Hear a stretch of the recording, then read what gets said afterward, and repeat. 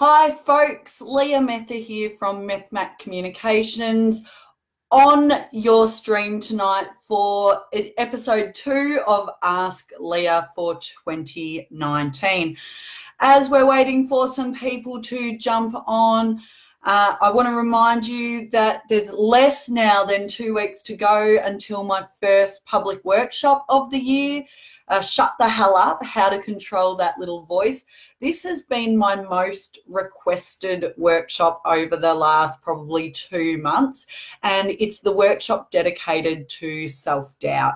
Self-doubt is something everyone experiences, that little voice inside our head, and the problem is it holds some people back from a lot of things. They don't go for jobs, they stay in crappy relationships.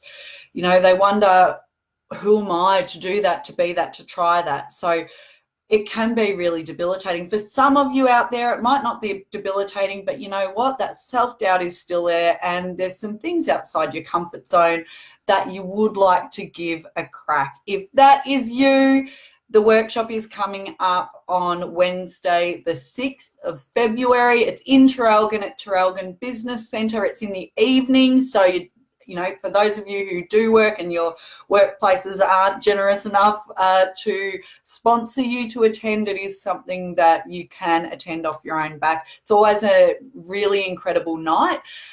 You'll learn as much from the other people in the room as you will from me, and it's a whole lot of fun as well, with a delicious supper, which always helps. Hello, Robin, Rach, Penny, and Hannah.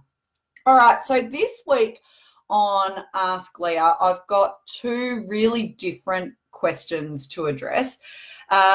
One from a guy and one from a female leader. And tonight I'm going to give these people names, not their real names, because they both asked me questions anonymously. But I'm going to give them names just for ease of following what I'm speaking about. So the first question came from a guy we're going to call Jim tonight, okay?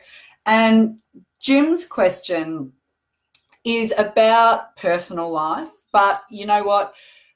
You might not have had this issue to the extent of Jim's. He's got quite a serious case, but I'm sure a lot of you out there have had friendships that have outgrown each other, or maybe someone's hurt you and you don't want them back in your life. And that's what this question from Jim is all about. So Jim wrote to me through the week and asked for some advice on how to respond to a friend who was trying, or I should say a former friend, who they hadn't spoken to for 10 years. Who had sent them a message via Facebook Messenger, wanting to reconnect and wanting to apologise. Now, the reason they wanted to apologise is because this other guy hurt Jim really badly emotionally about 10 years ago. Jim got caught up in a bit of a rough crowd for a while there. This person got in some trouble with the law and kind of, you know, dragged Jim into it, let him take the fall rather than own up themselves. And look, to be honest, Jim's always been a bit of a shy person, and he doesn't communicate that much, and he admits he struggles with communication. And unfortunately for Jim, ever since this event happened some 10 years ago, he has withdrawn even more into himself. So it's had a massive impact on him, and he's really guarded with who he lets into his life now. So Jim wanted to know how to handle a situation like his. What to do when this person was trying to make contact by Facebook Messenger. So when I got this message from Jim, I reached out to him to get some more context, because I wanted some more information to ensure that the ideas, advice, you know, possible strategies, because of course I can't tell you exactly what to do and guarantee an outcome, because communication doesn't work like that. We can never control how the other person's going to respond. But I asked Jim, one,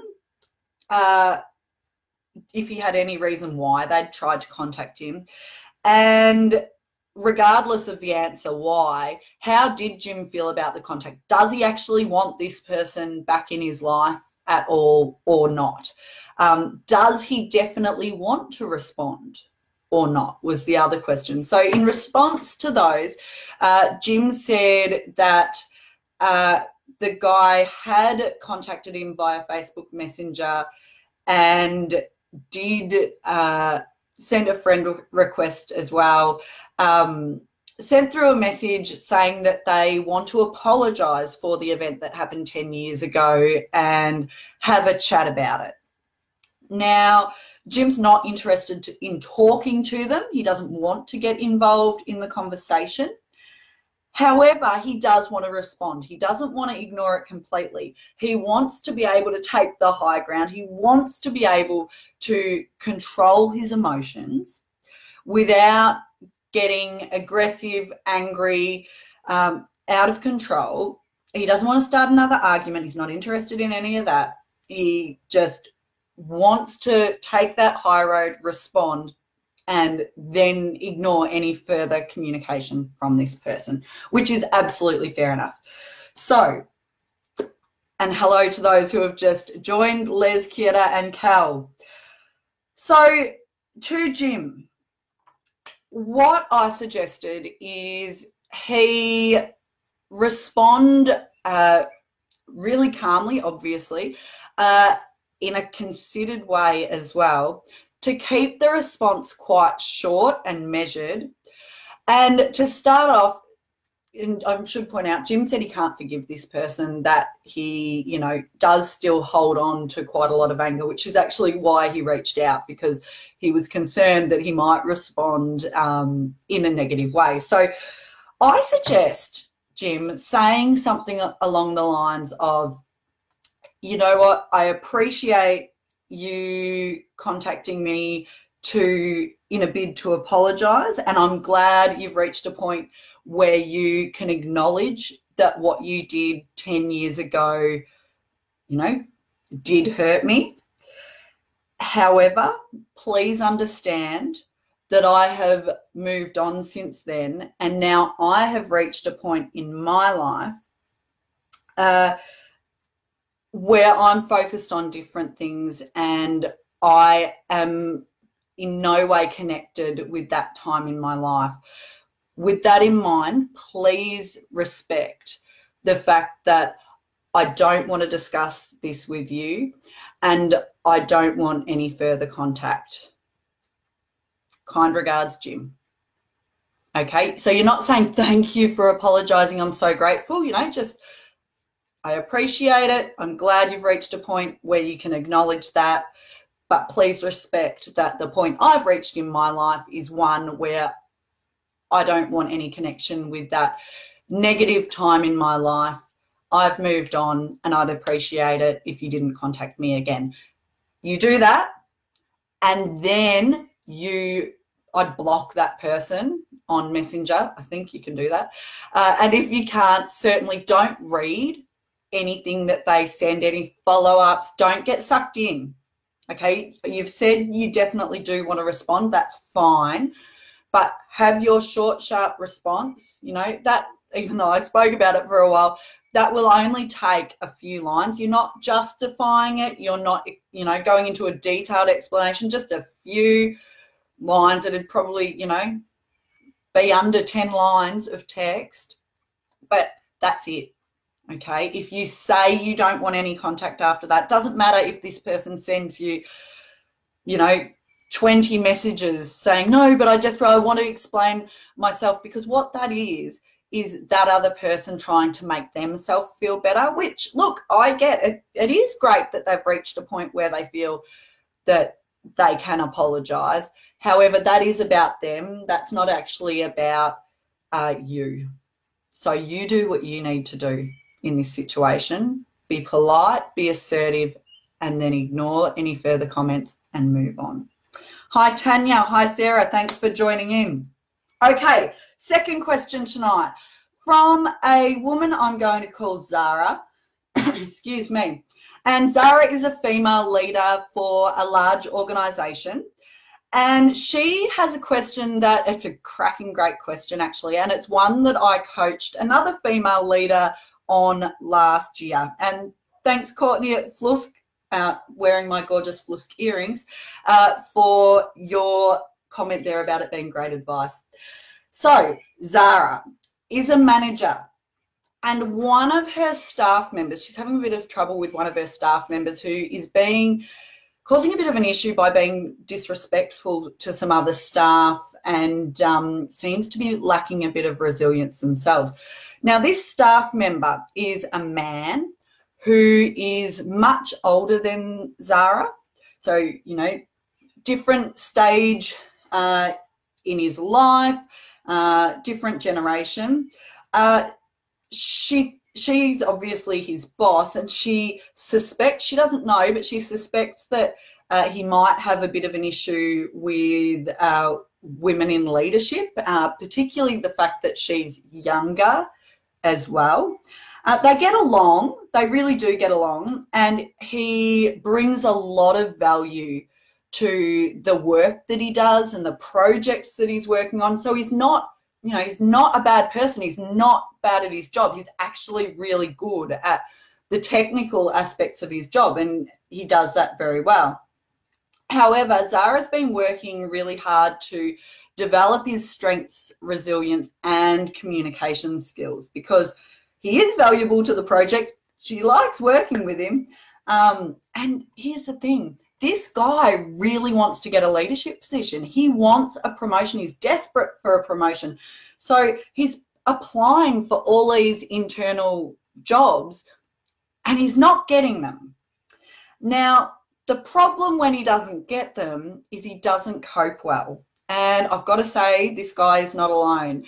There are a lot of people in workplaces who don't get the job when they go for the promotion and they don't handle it well. And this guy is one of them. So he doesn't cope with these unsuccessful outcomes. And what he does, unfortunately, is he then bags out the person who got it, bags them out, and also comments on all the bad decisions that management makes, undercuts management and leadership behind their back. So he's often negative about people in positions of power, and he's always struggled with people in higher positions to himself. Now, Zara said she's had some conversations with him over the months and addressed it a number of times, or tried to address it, because this guy knows how he should behave, but he's struggling to do it. His emotions are taking over. And Zara's after some advice on, you know, if there's another way of tackling this. It's a great question. Like I said, I did coach someone, another female leader actually, in almost this exact same situation early last year. An older man within her team who just wasn't responding to the way she was trying to engage and motivate and encourage him. So here's a few tips and ideas on what you could do here. The first thing is, and actually the first thing that I need to point out is this is the perfect example of why soft skills are the new hard, because you have a guy here who really wants a leadership position, and I can pretty much guarantee it. The reason he's not getting the leadership positions is these soft skills, okay? Soft is the new hard. And why this guy might be struggling so much, particularly because he is older generation, is because there's been a shift, particularly over the last 10 years.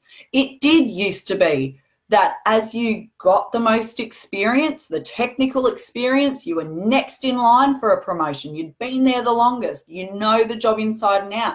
So, you know, you get that promotion based on your technical skills. And he's probably seen colleagues around him have that happen. The shift in the last 10 years is more and more the importance of soft skills is coming to the fore. He might be great at the technical aspects of his job, and it sounds like he is, but guess what?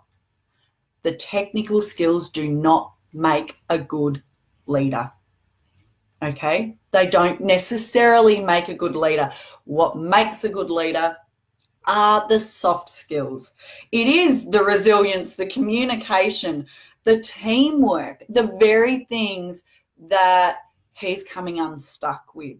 You know, a person who criticizes other people behind their back, you know, everyone will know that he's doing this. I mean, you're his boss, you know he's doing it.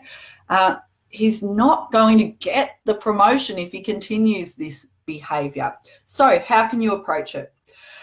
One of the key things you can do is try to identify, it sounds like you might have a bit of an idea already, but you might want to have a conversation with this guy about what his motivation, drivers, and values are. You know, where does he see himself? Where would he love to be? What are his drivers at work? Because and I'll just read you this quote. Robert Cialdini wrote an article called Harnessing the Science of Persuasion, and it was in the Harvard Business Review. And he spoke about the importance of identifying something your employee genuinely values in the workplace. And what Cialdini said was that gives the employee reasons for improvement that he can own. And because he owns them, they'll continue to guide his behaviour even when you're not watching. So a mistake that a lot of leaders make is they make it about what they want. So you might be saying to this guy, you know, look, we really need everyone to be operating as a team. So I know you're disappointed that you missed out on the job, but I can't have you criticising other managers because that's just not appropriate.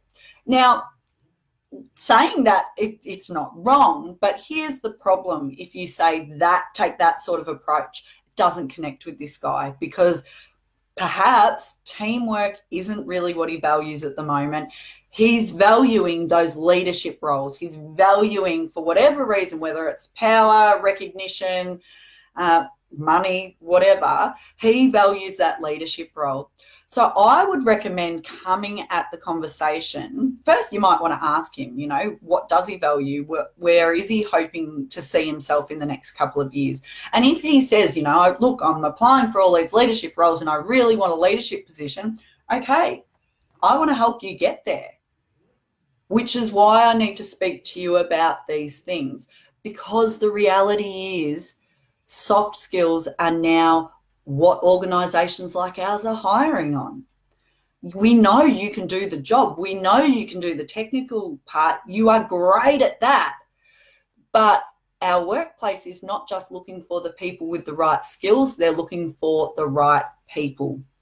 And to demonstrate that, you need to show that you can support your colleagues and that you can demonstrate resilience and come back from setbacks, because there will be setbacks and challenges as a leader, that you can support and own the message. That's a big part of leadership.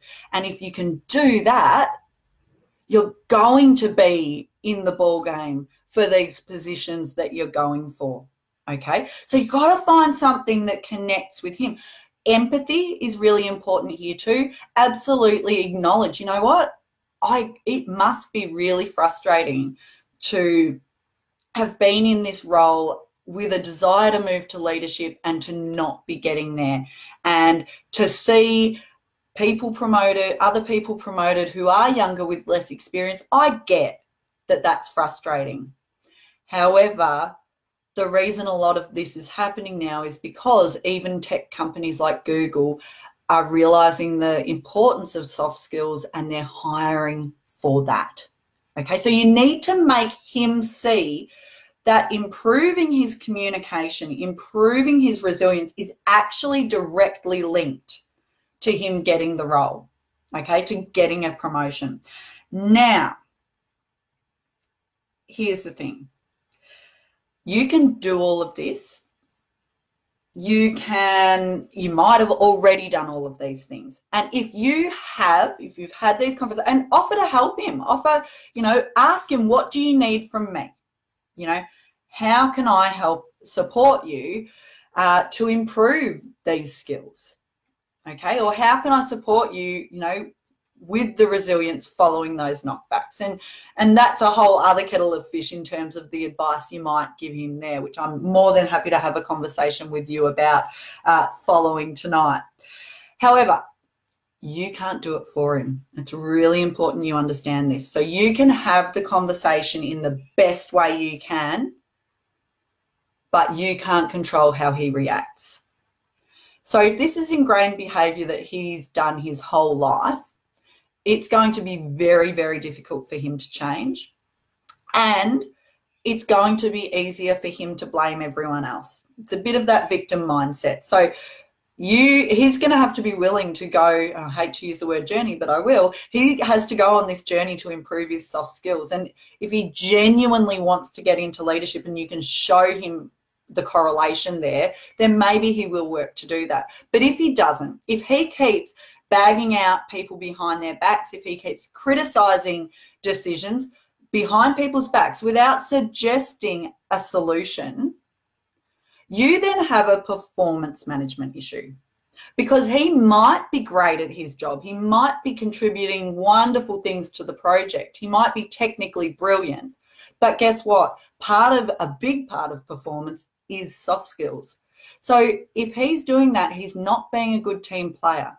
Okay, he's not living by the values of your organisation and the way you expect people to behave. So you may down the track have a performance management issue that you need to address there. Hopefully not, but that could happen. And you need to understand that you really can't do it for him. You can present this in the best way possible, but it's really up to him what he does with it. And you know what? Unfortunately, he might not be able to get to where you want him to. You can support him and encourage him, but you can't do it for him. You can't rescue people. So that is my answer to the 2 questions that came through the week. If anyone who's on live now does have a question, do pop it in the comments and I will answer it briefly before I go.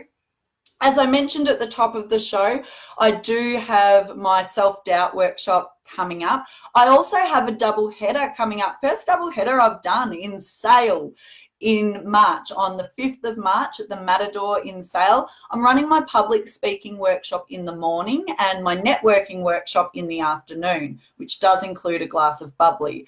What you can do, you can buy a ticket to just the public speaking workshop or just the networking workshop, or there are early bird tickets on sale now for an awesome double deal where you get a ticket to both. So jump on board if that is your thing. There's details about those events on the Facebook page under events in MethMac Communications or on the website. Speaking of websites, there's exciting things happening there.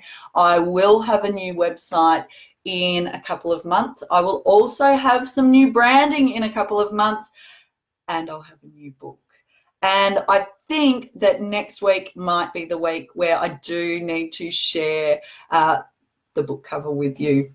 Okay, folks, if there's no other questions, thank you for tuning in.